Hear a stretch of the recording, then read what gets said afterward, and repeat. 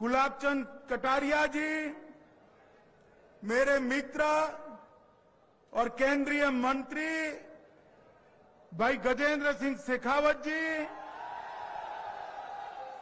हमारे संगठन मंत्री चंद्रशेखर जी, प्रतिपक्ष के उपनेता राजेंद्र राठौड़ जी, केंद्रीय मंत्री कैलाश चौधरी जी, सांसद पीपी चौधरी जी, देवजी भाई पटेल जी, श्री सीपी जोशी जी, राजेंद्र गहलोत जी, डॉक्टर के लक्ष्मण जी और इन सब के नेतृत्व में बैठा हुआ राजस्थान भाजपा का पूरा नेतृत्वगण और आज इस थार मारवाड़ की भूमि पर हर गांव से इस धूम दबते सूरज के नीचे इतनी गर्मी में आए हुए मेरे प्यारे भाई और बहनों, आप सभी को मेरा प्यार भरा नमस्कार।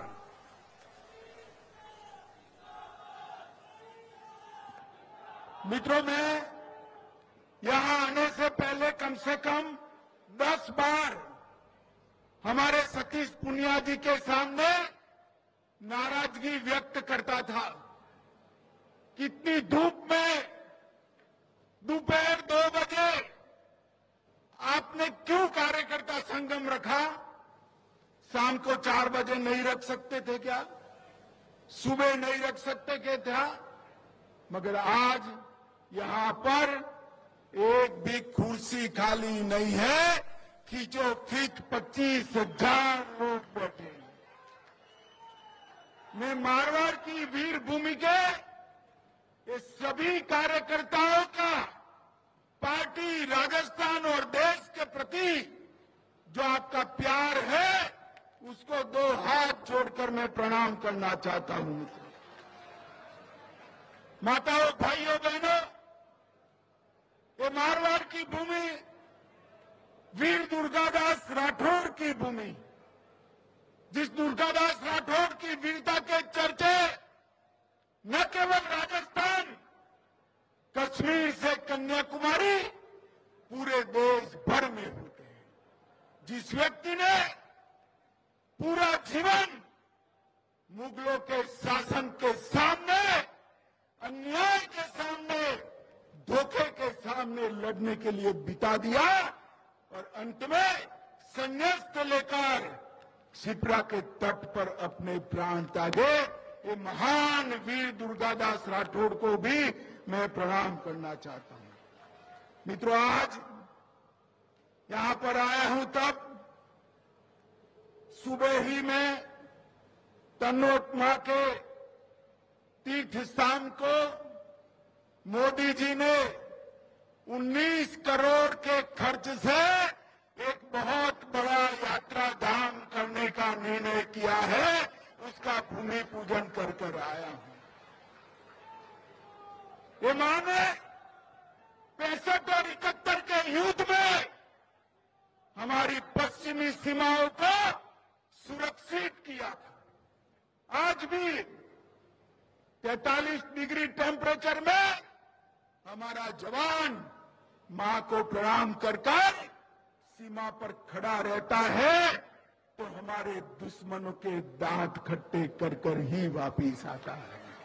मोदी जी ने 19 करोड़ खर्च कर वहां पर एक बहुत बड़ा यात्रा धाम बनाने का निर्णय किया है।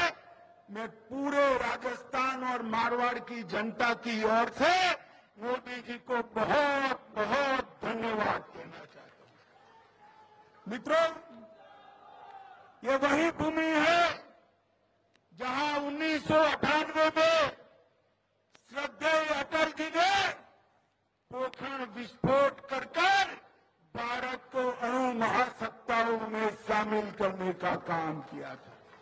यही भूमि है जिसने जब कभी भी चाहे मुगलों के सामने लड़ना हो, चाहे पाकिस्तान के सामने लड़ना हो, पीछे मुड़कर नहीं देखा।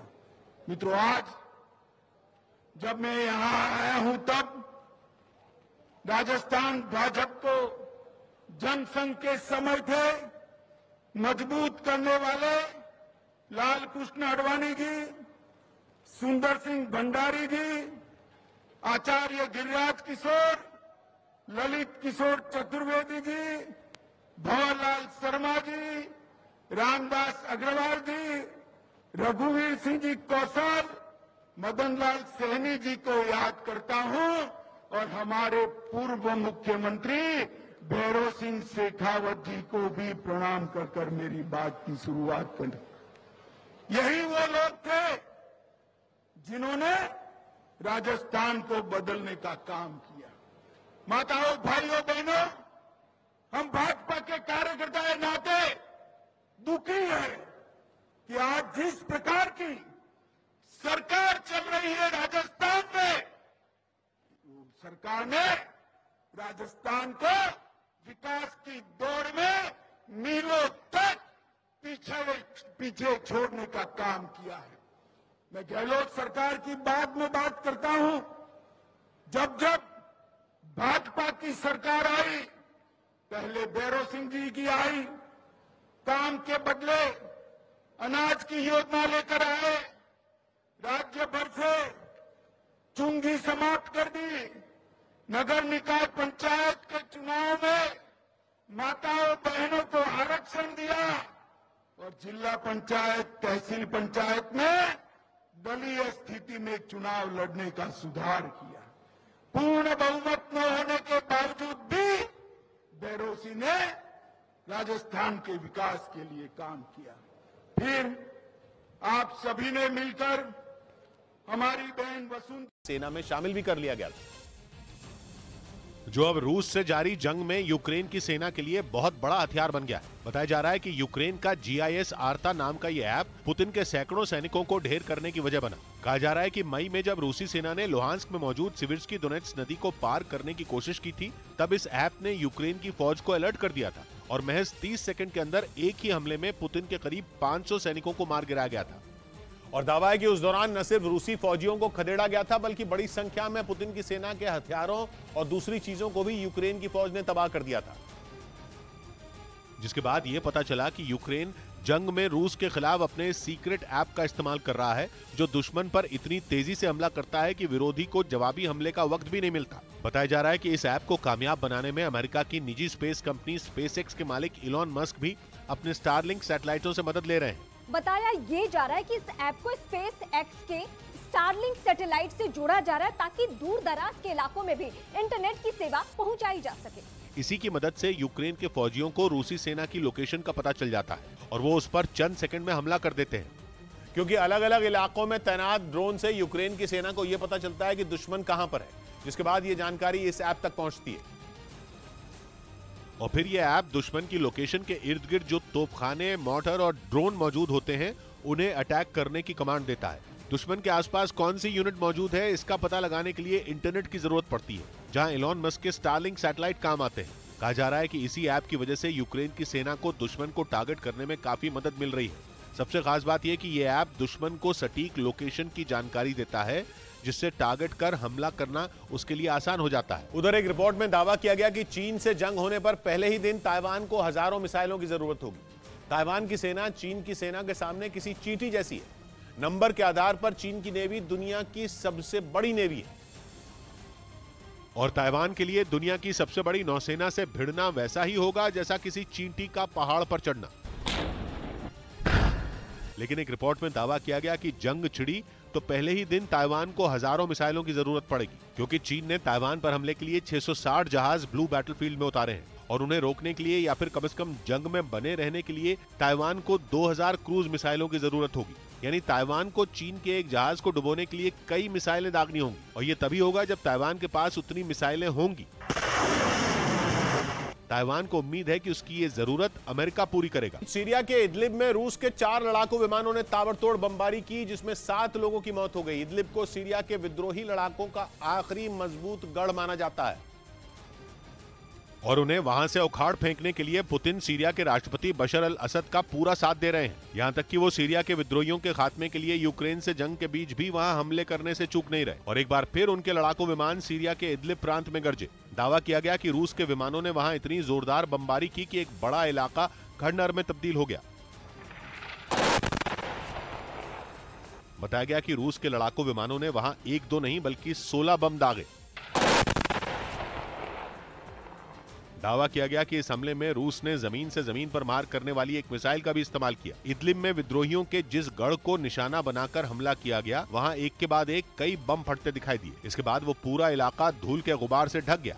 और जब धूल छटी तो वहां बना एक कारखाना और एक मकान मलबे के ढेर में बदल चुके थे। हमला कितना खतरनाक था इसका अंदाजा इसी बात से लगाया जा सकता है कि दोनों इमारतों का एक भी हिस्सा सही सलामत नहीं बचा,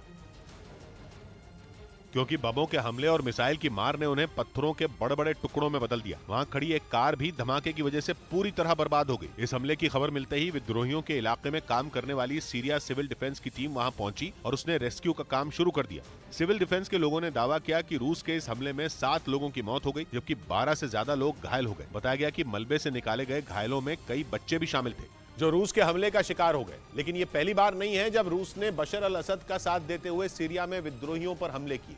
इससे पहले भी रूस की गठबंधन वाली सेना इदलिब में कई बार एयर स्ट्राइक कर चुकी है, क्योंकि इदलिब ही सीरिया का वो प्रांत है जिसे विद्रोहियों का आखिरी ठिकाना कहा जाता है। माना जाता है कि इदलिब पर सीरिया के विद्रोही गुट ताहिर अल शाम लाखों लोगों ने अपने सर कटवाकर भूमि को लाल करने का काम कर दिया।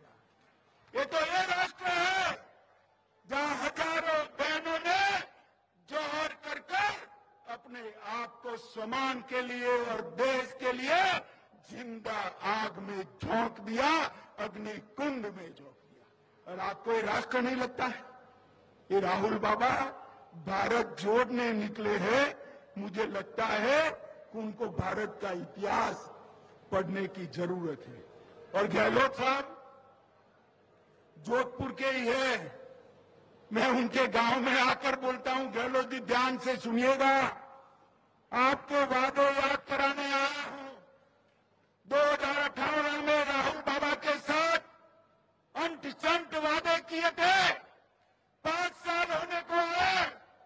भारतीय जनता पार्टी आपका हिसाब मांगती है। क्या हुआ? 10 दिन के अंदर किसानों का ऋण माफ करने का क्या हुआ? मुझे बताओ भैया, किसानों का ऋण माफ हुआ है क्या? जोर से बोलो, हुआ है क्या? गहलोत से हिसाब मांगोगे? मित्रों, उन्होंने कहा था 3500 रुपया बेरोजगारी भत्ता देंगे। ये युवा खड़े हैं, किसी को मिलता है क्या? मिलता है भाई? हिसाब मांगोगे क्या? मित्रों, 20 लाख युवाओं को रोजगार देने का काम करेंगे। अरे गहलोत साहब, 10% का भी सूची तो दिखा दो जरा। अरे युवाओं, बोलो जरा, मिली है रोजगारी? मिली है रोजगारी? आप नहीं दे सकते। रूसी टैंकों